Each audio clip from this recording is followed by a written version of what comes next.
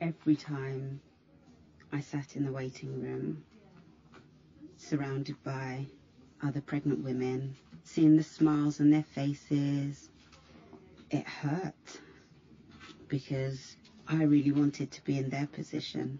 And I remember on that particular day, I had my head down just so that I didn't have to look at anybody else. I didn't have to see their happy faces, which, it sounds awful, but I really begrudged.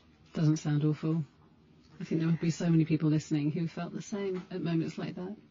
Yeah, at that point, I was leaning more towards termination, and I didn't want to have to terminate, but in some respects, I almost felt that I had to, that it was the best decision to make,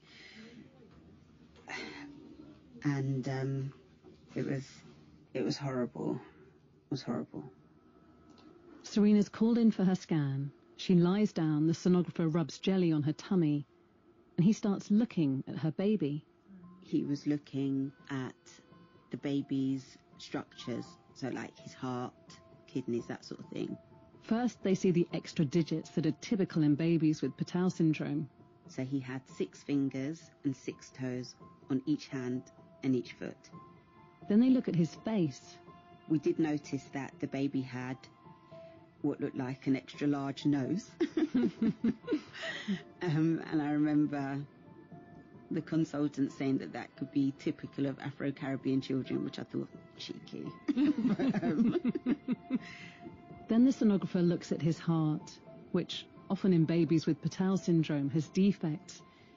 But when he looks at Serena's baby's heart, his heart looked normal. Wow. Like perfectly normal.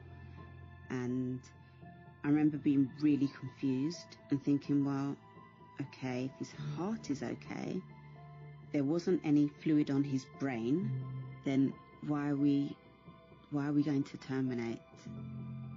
Yes, I'm aware that he will still have significant developmental delays. I was fully aware of that.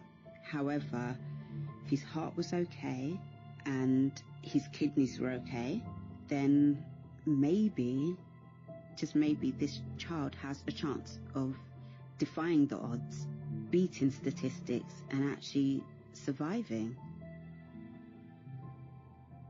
That night, back at home, Serena goes online and she starts searching, not for statistics or data about Patau syndrome. She knows the numbers, knows the survival rates are low. Instead, she's looking for stories about people with Patau syndrome, and she finds a Facebook group. And I was actually blown away. When I went on this group, I saw children who were 4, 5, 7.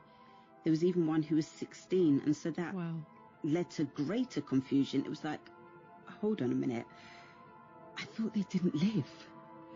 And yet I'm seeing all these children, and some were walking, some could even speak. And so suddenly this life that you had pictured for yourself of being the mother to a disabled child with very severe disabilities, being constrained at home, suddenly there was a new future. Yeah. I mean, I had even seen families on holiday and things, and I just thought, wow, there are so many possibilities. Even though these were, I suppose what a doctor might say is, these are the exceptions. Yes. Oh, that's something that was definitely reiterated to me throughout my pregnancy, that these are the exceptions and not the rule. But from that moment, I thought, this is it.